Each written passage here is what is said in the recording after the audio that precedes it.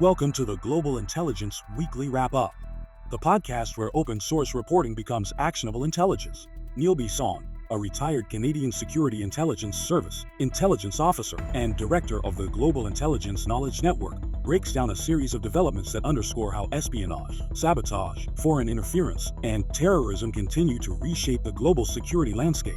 This week, we begin in the United States, where a former U.S. Navy sailor has been sentenced to nearly 17 years in prison for selling sensitive warship information to Chinese intelligence. From there, we travel to Europe, where new reporting shows how Russia-linked networks are increasingly using so-called disposable agents to carry out acts of sabotage and disruption across the continent. We then stay with Russia as Moscow expels a British diplomat, accusing him of espionage. Is this just another public flashpoint in the ongoing counterintelligence confrontation between Russia and the West? Or something more telling? Back in Canada, we examine a deeply troubling RCMP assessment alleging that the Bisson organized crime group has been acting on behalf of the Indian government, using criminal networks as proxies to intimidate and target individuals on Canadian soil. In Ottawa, there's growing criticism over the federal government's slow and uncertain rollout of a foreign influence registry. From there, we head to the Middle East, where the United States has formally designated Muslim Brotherhood organizations in Egypt, Lebanon, and Jordan as terrorist groups. Taken together, these stories reveal a clear pattern. Today's threats are interconnected, adaptive, and increasingly difficult to separate into neat categories of crime, terrorism, or espionage. Are you ready? Let's go!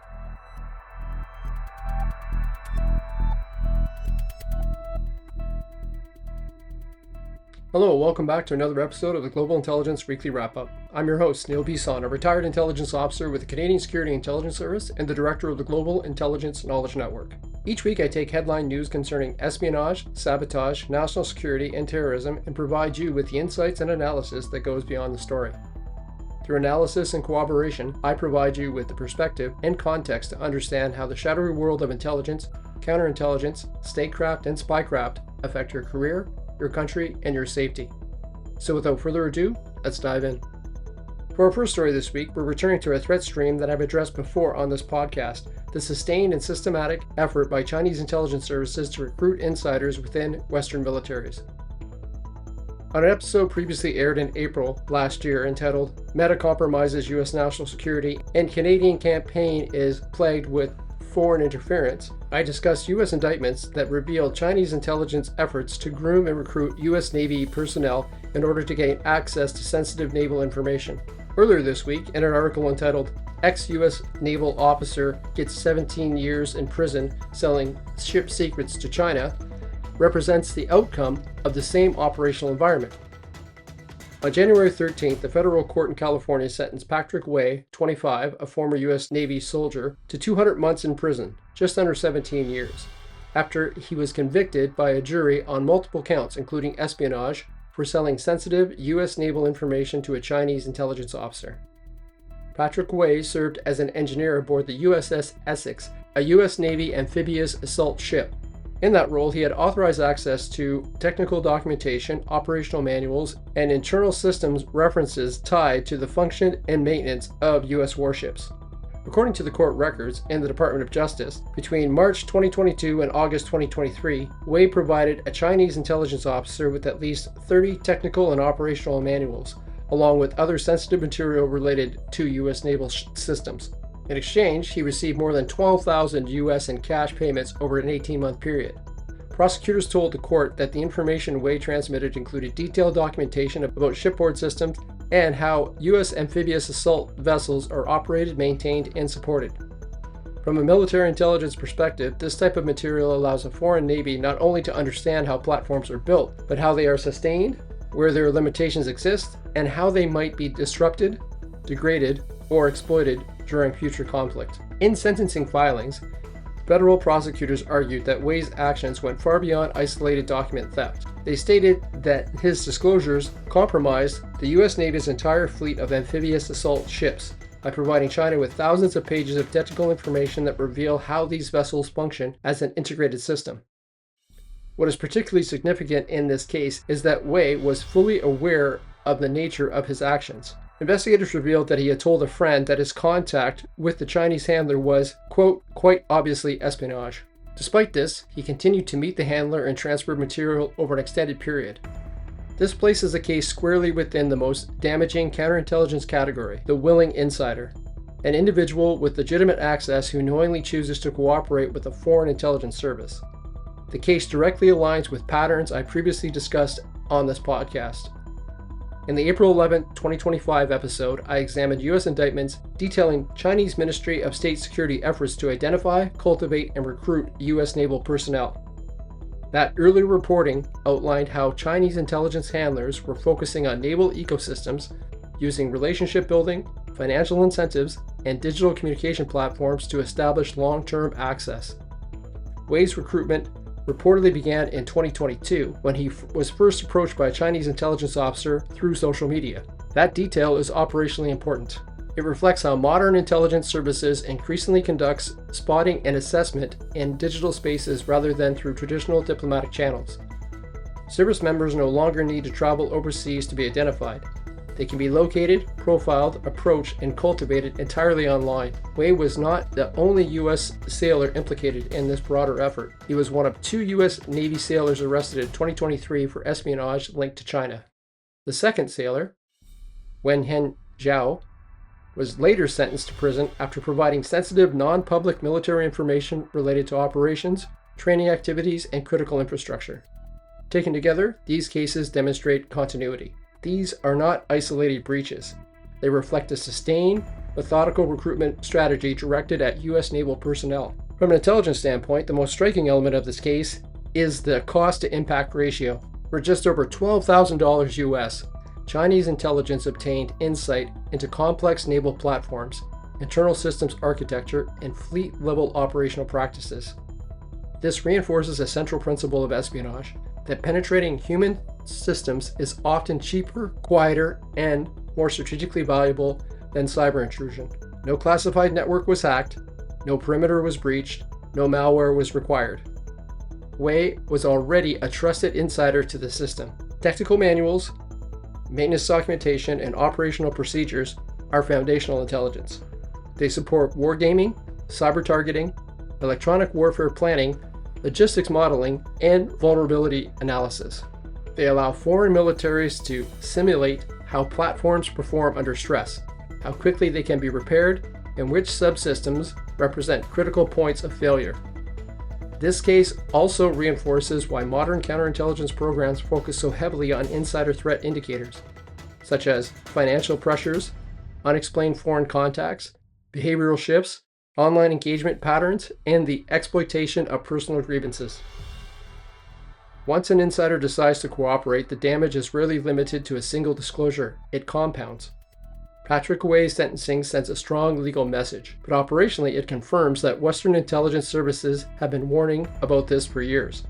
China is not only stealing technology, it is investing time and effort and money into human sources or spies. Specifically, people inside Western militaries who understand how platforms work, how forces deploy, how systems fail, and how operations are sustained. This case validates the assessment I discussed last April, that Chinese intelligence services are executing a long-term human intelligence strategy aimed at persistent access, insider exploitation, and military-grade collection. Yet again, this is another warning for Canadian Armed Forces members. As Canada continues to discuss concerns over a lacking military infrastructure, Arctic sovereignty, and bolstering our military might, China is watching and likely actively talent spotting for individuals with access similar to what Wei had. As more investigations move through the courts, more of these cases will likely surface. But recruitment programs do not end when one asset is arrested. They adjust, they regenerate, and they continue.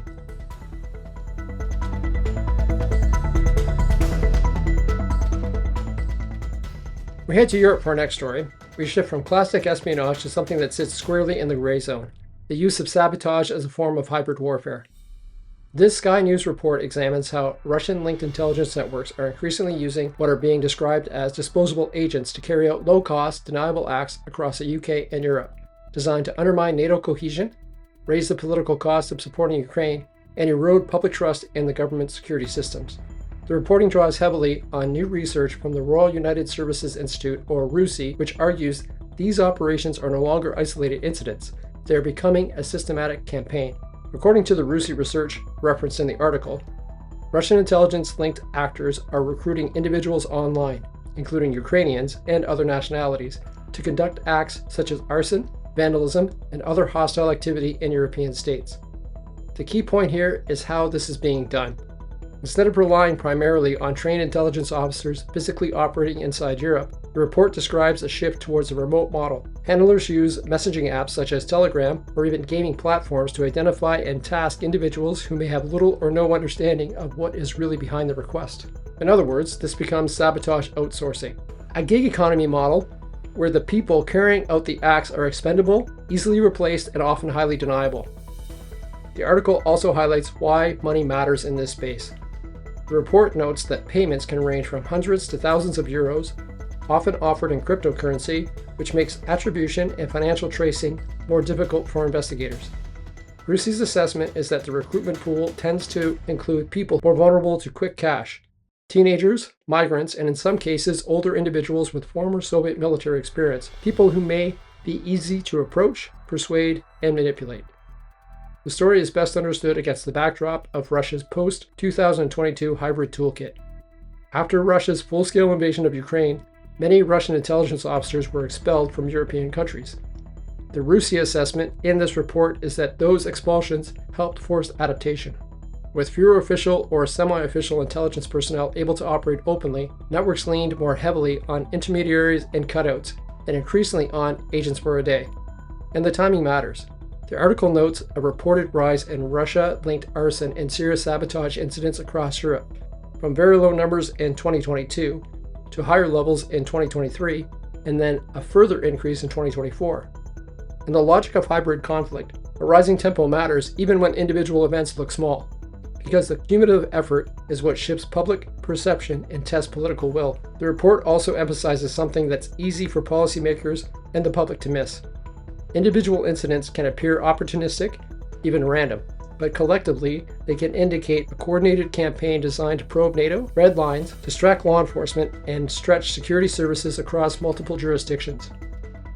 Sky News points to the breadth of activity that can fall under this umbrella, from major operations like undersea cable disruption, all the way down to simple attacks such as starting fires or vandalism, and even reconnaissance-style activities. One example highlighted is Poland, described as a frequent target of suspected Russian-linked hybrid attacks. The reporting notes that Polish authorities have detained multiple individuals in sabotage-related investigations between 2023 and 2025, many of whom were Ukrainian nationals, not because Ukraine is coordinating sabotage, but because Russia is exploiting the presence of Ukrainian migrants to create political tension and distrust inside European societies. A particularly serious example referenced in the article is an explosion in 2025 November on a railway line used as a key route for transporting aid to Ukraine. An accident Polish authorities attributed to Russian intelligence involvement, with officials describing it as an unprecedented act of sabotage. The strategic logic becomes clearer here. Russia doesn't necessarily need a spectacular attack. It needs persistent disruption, uncertainty, and mistrust, and ideally a political narrative that fractures support for Ukraine. From an intelligence and counterintelligence perspective, the most important concept in this report is deniability by design or plausible deniability. If people carrying out the attacks are disposable, then Russia retains flexibility. If an operation is exposed, Russia can deny state involvement and point to criminals, extremists, or lone actors. If the perpetrators are Ukrainian nationals, the resulting political friction can serve Russia's interest even if the individuals were manipulated or unaware of the true sponsor. This is also why the report urges NATO and EU states to treat even low-level incidents as potential components of a broader campaign, rather than isolated criminal events. The report also argues for practical improvements, agreeing on a shared definition of sabotage, improving coordination, and using tools often associated with counterterrorism, especially to elicit financing and disrupt the funding channels that support these operations. The key takeaway from this story is that modern sabotage is evolving. It is becoming cheaper, more deniable, and easier to scale. Instead of a small number of highly trained operatives, the hostile states can now recruit and task a much larger number of online contractors to carry out low-grade attacks over time and can create strategic pressure. And that should matter to Canada as well, because the logic is transferable. If Russia can run a distributed model of sabotage and disruption across Europe, using disposable recruits, there is no reason to assume that Canada, who has supported Ukraine from the start of the conflict, is immune to the same approach, especially against critical infrastructure, diaspora communities, or supply chains tied to Allied support for Ukraine.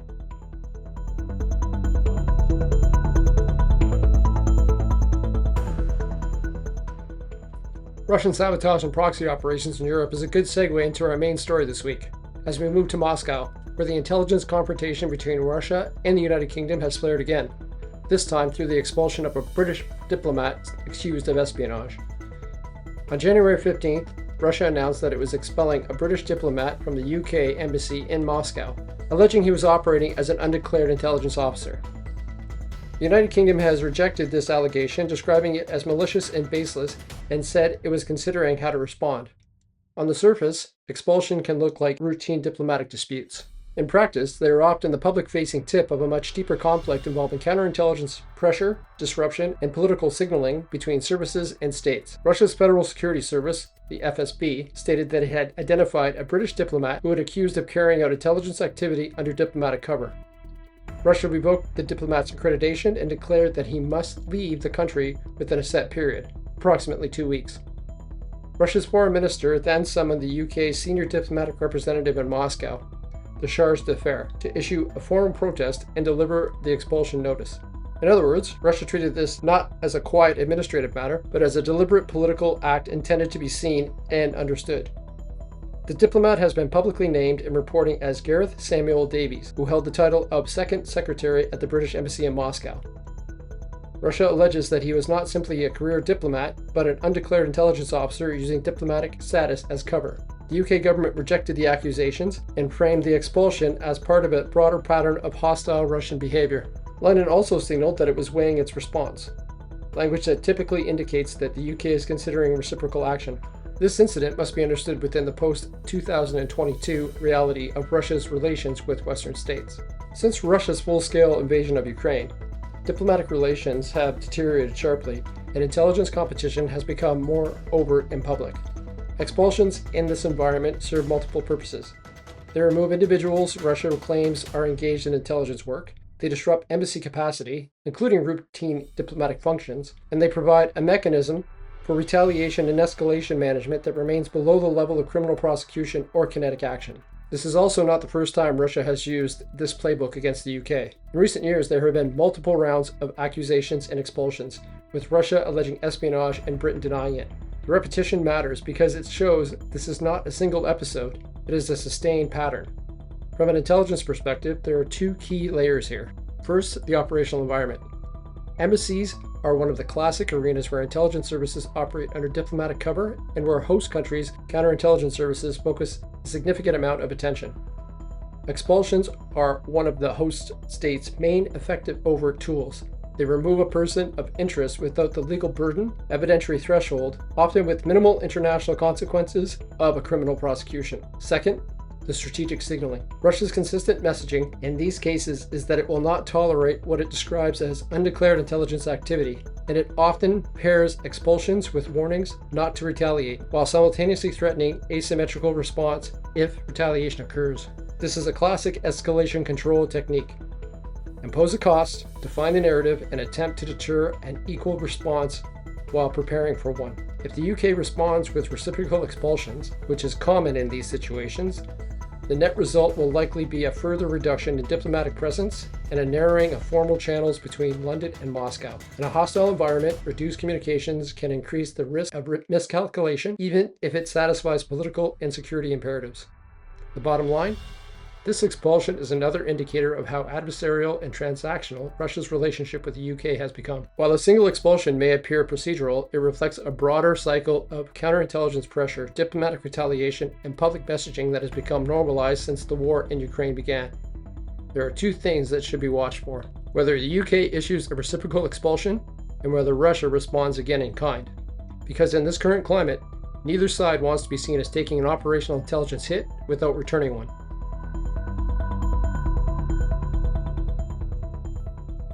For our next story, we head to Canada, for a story that sits at the intersection of national security, transnational organized crime, and foreign interference. This week, Global News released an article entitled RCMP Report Bisson Gang Acting on Behalf of Indian Government, revealing details from an internal RCMP national security assessment that alleges the Lawrence Bisson crime group, already linked to extortion and violence in Canada, has been operating in coordination with and on behalf of the Government of India. The report highlights the fact that this is not just a policing issue. It demonstrates that state-linked threat activity inside Canada, using criminal proxies, to intimidate and target individuals on Canadian soil. At the center of the story is a short but pointed RCMP National Security Division briefing, marked Protected A, that was distributed internally last year. The document was later released through an access to information request obtained by Global News. In just a few pages, the RCMP assessment reportedly references alleged ties between the Bisson gang and the Indian government multiple times. The RCMP describes the Bisson crime group as violent, expanding transnational criminal organization operating in several countries, including Canada. The report characterizes the group as being driven primarily by greed, not ideology, and links it to a range of serious criminal activity including extortion, drug trafficking, money laundering, and contract killings. The critical allegation in the briefing is that the gang uses violence to further its criminal enterprise while acting on behalf of the Indian government. This matters because it reframes the gang from being simply a foreign-based organized crime problem that happens to spill into Canada into something potentially closer to hybrid threat. Criminality blended with foreign state direction and intimidation tactics tied to political objectives. The timing of the report release is politically sensitive. It surfaced the same day as the BC Premier began trade mission in India and amid reporting that Prime Minister Mark Carney intends to visit India later this year. Global News notes the efforts to deepen trade and diplomatic engagement are occurring while Sikh organizations and community representatives continue to warn that Canadians are being placed at risk if alleged transnational repression is not confronted openly. To understand why this RCMP allegation is so consequential, it needs to be placed in the broader arch of Canadian-Indian tensions following the June 18, 2023 assassination of Sikh temple leader Hardeep Singh Nijjar in Surrey, British Columbia. Something I referenced often in this podcast since its inception. Nijjar was a prominent figure associated with the Khalistan movement, which seeks independence for India's Sikh-majority Punjab region. India had publicly labeled Nijjar a terrorist and pressured Canada to arrest him. 3 months after Nijjar's killing, then Prime Minister Justin Trudeau told the House of Commons that Canadian authorities were investigating the possible involvement of Indian government agents. Several arrests followed in 2024, and the RCMP later warned publicly that investigations had linked Indian officials to violent crimes in Canada. Canada responded by expelling multiple Indian consular and diplomatic officials. But as diplomatic ties have since been partially restored and trade discussions continue, Sikh advocacy organizations argue that the fundamental safety issue has not gone away, especially if the same networks suspected of supporting violence remain active. The Bisson gang has been repeatedly linked in Canadian reporting to extortion threats and shootings affecting members of the South Asian community, and Ottawa has already taken a major step by listing the gang as a terrorist entity under Canadian law in September 2025. That listing enables stronger enforcement tools, including property seizure and account freezes, and bars Canadians from financing or materially supporting the group, but it does not, in itself, publicly reference any foreign state link. The RCMP briefing described in this article is notable precisely because it does what the public terrorist listing does not. It repeatedly points towards alleged state coordination. From an intelligence and national security standpoint, there are several reasons this story deserves close attention. First, the alleged how matters. If a foreign state is using an organized crime group as a proxy, it creates built-in deniability. Criminals can be framed as criminals. Violence can be dismissed as gang conflict. Targets can be intimidated while the sponsoring state claims it has no involvement. This is a classic method of proxy action. Outsource coercion to a network that already has the infrastructure for intimidation, recruitment, and enforcement. Second, this becomes a sovereign issue. When politically motivated targeting and intimidation is occurring inside Canada, especially if it's aimed at activists, community leaders, or dissidents, it moves beyond policing into the domain of counterintelligence and counter-foreign interference response. Third, the community impact is not abstract. The alleged targets, as described in the reporting, are primarily Canadian Sikhs, meaning this isn't just a matter of international diplomacy, it's about whether Canadians can live, organize, speak, and advocate freely without fear of overseas-linked coercion. The report's discussion of the gang structure is also revealing.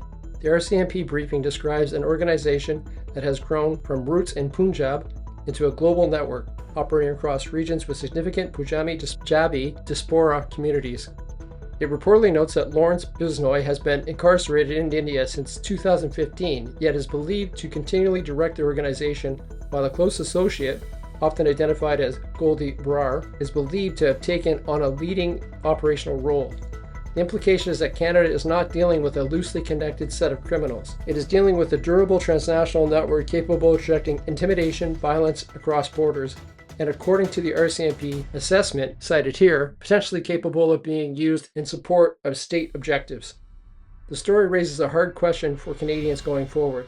What does a serious response look like when the lines between foreign interference and organized crime begin to blur? If the RCMP assessment is accurate, then Canada is facing a proxy threat model in which criminal networks are not only profiting from extortion and violence, but may also be leveraged to target individuals as part of transnational repression.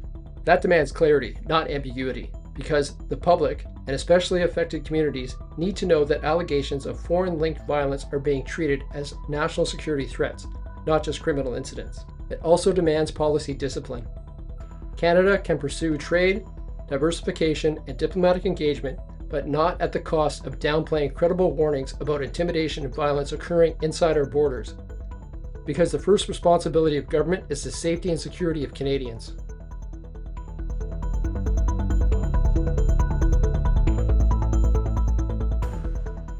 We're staying in Canada and on topic for our next story, where foreign interference and political resilience are once again front and center. This article from the Hills Times, entitled "Too Weak, Too Vague, Too Slow, PM Carney accused of dragging his feet on foreign influence registry while charging forward on economic reset with China," examines growing criticism of the federal government's pace and seriousness in implementing Canada's long-proposed foreign influence registry. On January 14th, the government released draft regulations connected to the registry, a system intended to require individuals and organizations acting on behalf of foreign states to publicly declare those relationships. But critics are now arguing that despite years of warnings about foreign interference, Canada still does not have a functioning registry, a named commissioner, or a clear enforcement regime. According to the reporting, the draft regulations were published roughly 18 months after royal assent was granted to the enabling legislation.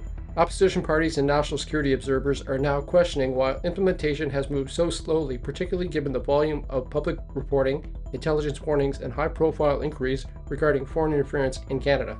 A central issue raised in the article is that the government has not appointed or confirmed an independent commissioner to oversee and enforce the registry. That role is critical. Without a commissioner with a clear authority, investigative powers, and enforcement tools, a foreign influence registry risks becoming a transparency exercise on paper rather than an operational national security instrument. Critics quoted in the piece argue that the draft regulation remains too vague on key questions, such as who must register, what level of activity triggers disclosure, how non-compliance will be detected, and what penalties will apply. In other words, the framework exists, but the operational backbone appears unfinished. At the same time, the article situates the delay against the government's stated interest in pursuing an economic reset with China.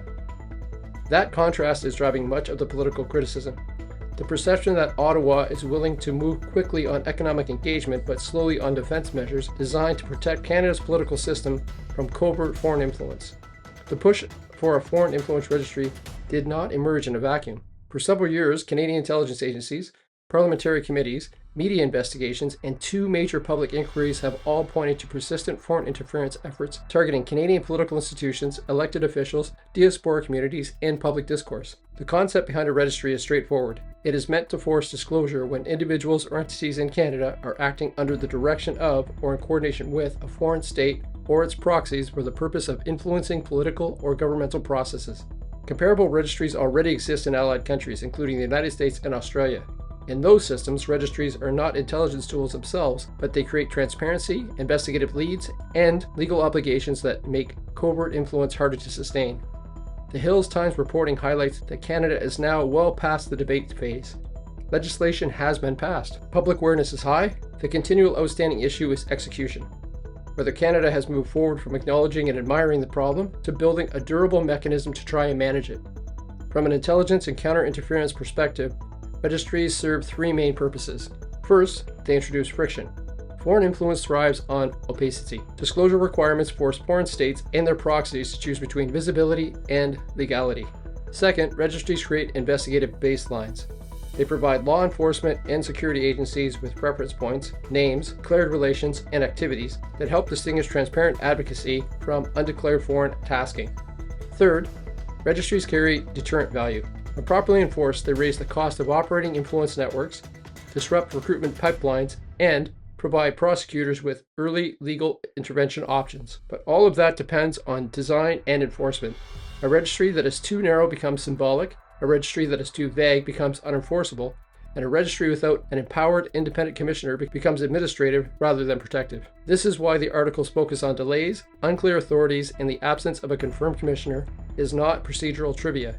It goes to whether Canada is building a functional counterinterference capability or a political placeholder. The story ultimately isn't just about draft regulations. It's about whether Canada is prepared to operationalize what years of intelligence reporting and public inquiries have already concluded. That foreign influence is not hypothetical, and that transparency mechanisms must move at the same pace as the threats they are meant to counter. Let's be clear here. A foreign influence registry is not a cure-all. It will not replace intelligence collection, criminal investigations, community protection, or diplomatic responses. But it is a foundational tool, and the longer its implementation drags on, the longer Canada remains in a posture where influence activities continue in the gray, with limited disclosure requirements and limited early-stage legal leverage. The real test will not be whether regulations are published. The test will be whether Canada establishes a clear, enforceable registry led by independent commissioner, backed by investigative authority, and supported politically when enforcement becomes uncomfortable. Because countering foreign influence is not just a policy choice, it's a sovereign obligation.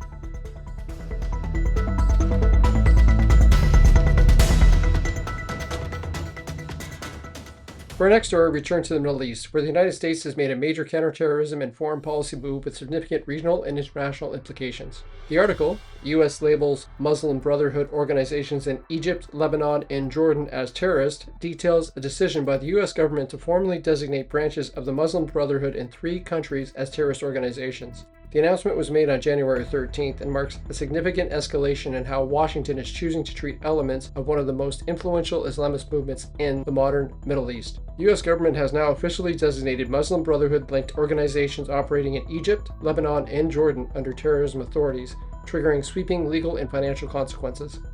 Under these designations, it becomes a criminal offense under U.S. law to knowingly provide material support, service, or funding to these listed groups. Assets tied to them can be frozen, travel can be restricted, and international financial institutions become obligated to block transactions. In practical terms, this shifts these organizations from being treated as controversial political or social movements to being handled within the same counterterrorism framework used against armed extremist groups. U.S. officials justified the move by asserting that these branches present themselves publicly as legitimate civic or political organizations while covertly supporting or facilitating militant activity, including ties to groups such as Hamas.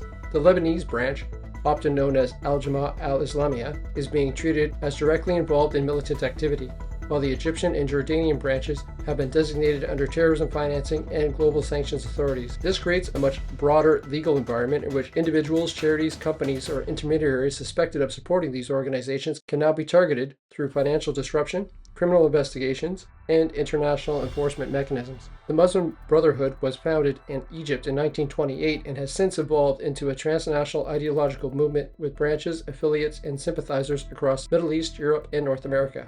Over decades, Brotherhood-linked organizations have operated across a wide spectrum, from social and charitable work to former political parties, to ideological and logistical support networks connected to militant groups. Some Brotherhood-affiliated movements pursued electoral politics, particularly following the Arab Spring. Others were banned, repressed, or driven underground. Several regional governments, including Egypt, Saudi Arabia, and the United Arab Emirates, have long designated the Brotherhood as a terrorist organization, accusing it of destabilization, subversion, and with links to violent extremism. The United States historically took a more cautious approach, often differentiating between violent jihadist organizations and Islamist movements that claim political or social mandates. This designation represents a shift away from that distinction, signaling that Washington now assesses these specific branches as sufficiently connected to militant activity to warrant full counterterrorism classification. From an intelligence and counterterrorism standpoint, the decision significantly expands the operational toolkit available to U.S. authorities. Terrorist designations are not symbolic. They enable financial warfare, tracking, freezing, and seizing assets, compelling disclosure from banks, criminalizing facilitation, and enabling international cooperation against networks that operate across borders. They also provide legal foundations for intelligence collections, undercover operations, surveillance authorities, and international information sharing focused specifically on dismantling organizational ecosystems rather than reacting only after attacks occur. Strategically, this move also reshapes how the United States positions itself in the broader ideological context in the Middle East. It aligns Washington more deeply with regional governments that have long argued that the Muslim Brotherhood functions as a gateway movement, providing ideological infrastructure, recruitment pools, and logistical cover for more overtly violent extremist groups. From a counterterrorism perspective, the designation reflects a preventive logic, targeting not just those who carry out violence, but the organizational environments that allegedly sustain and enable it. This decision marks a consequential shift in U.S. counterterrorism policy. By formally designating Muslim Brotherhood organizations in Egypt, Lebanon, and Jordan as terrorist groups, Washington is broadening the scope of what it considers part of extremist threat environment. The practical impact will be felt in financial systems, legal proceedings, international partnerships, and intelligence operations. The political impact will be felt across the Middle East, where the Brotherhood's role in society, politics, and resistant movements remain deeply contested. For intelligence and national security professionals, this move underscores an important trend: the expanded definition of what states consider part of the terrorism ecosystem, and the growing use of legal, financial, and intelligence tools to disrupt not just the attackers, but entire ideological and organizational networks.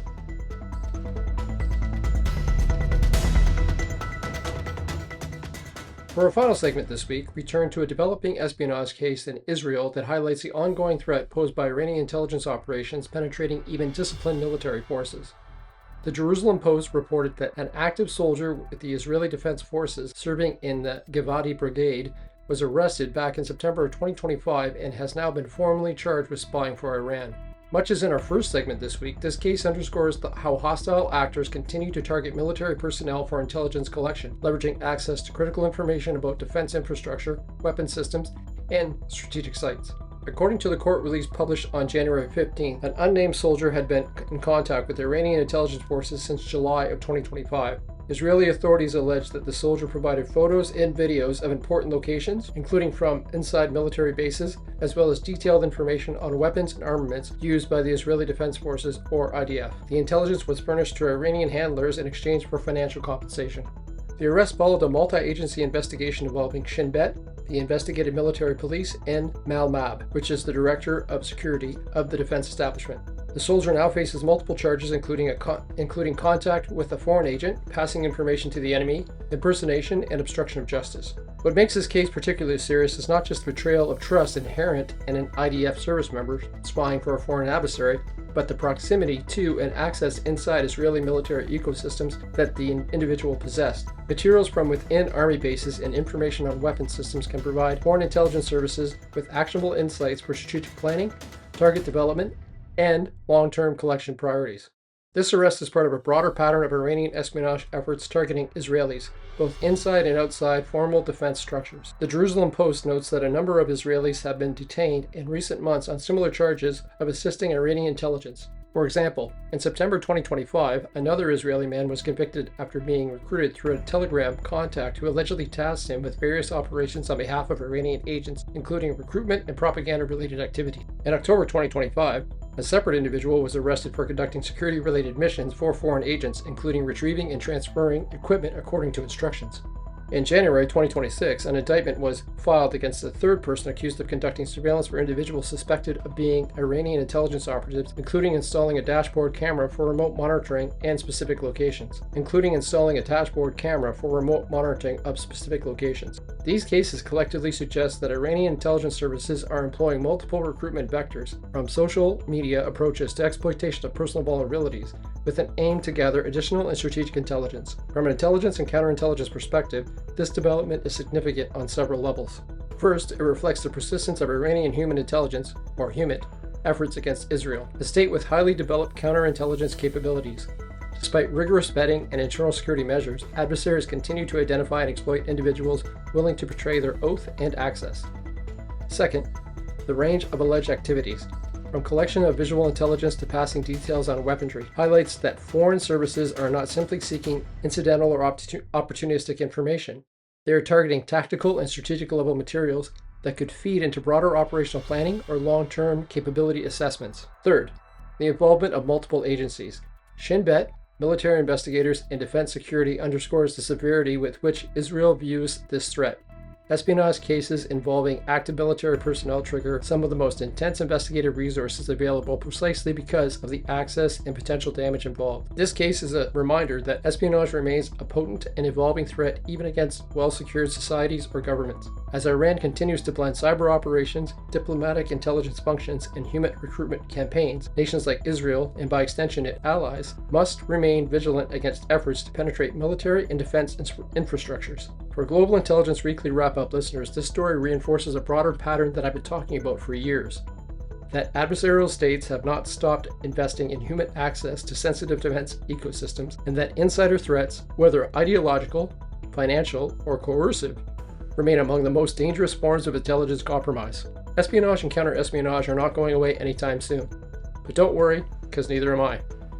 With that, we come to the end of this week's wrap-up. As we are firmly into 2026, I want to remind my listeners, just like last year, I will be teaching an online course for the Professional Development Institute at the University of Ottawa. In February, I'm giving an 8-hour, 2-day online course on sabotage and proxy operations in modern intelligence. And as you can see from this episode, proxy operations are becoming the gig economy of wannabe assassins and arsonists. India, China, Russia, and other intelligence agencies are using proxies to do their dirty work, and Canada is just as vulnerable to these tactics as any Western nation. In May, I will be doing another session on the psychology behind human sources and intelligence collection. Another 2-day, 8-hour course that looks at the motivational factors surrounding why people spy and how intelligence organizations leverage these motivations to gain access to state secrets and more. I'll leave links in the show notes and transcripts for those interested in registering. Until next week, stay curious, stay informed, and stay safe.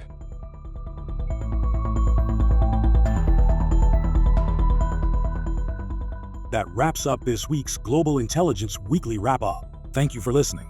Every story we cover today, from Chinese intelligence recruitment inside the U.S. Navy, to Russia's expanding sabotage networks in Europe, to diplomatic expulsions, alleged foreign-directed criminal proxies in Canada, and Iranian espionage targeting Israeli military personnel, reflects just how complex, interconnected, and persistent today's threat environment has become. These are not isolated events. They are part of a broader pattern of state competition, intelligence confrontation, and hybrid activity that increasingly blurs the lines between crime, espionage, terrorism, and foreign interference. Producing the Global Intelligence Weekly Wrap-Up requires extensive research, daily monitoring of open-source reporting, and careful analysis to deliver clear, accurate, and independent intelligence insight each week. If you find value in this work, you're encouraged to support the show by visiting Buzzsprout, where you can make a one-time or ongoing donation. Your support directly helps sustain the podcast and helps ensure this analysis can continue without interruption. Don't forget to subscribe, share the podcast with others, and leave a review. It helps more listeners discover the show. And as Neil always reminds us, stay curious, stay informed, and stay safe.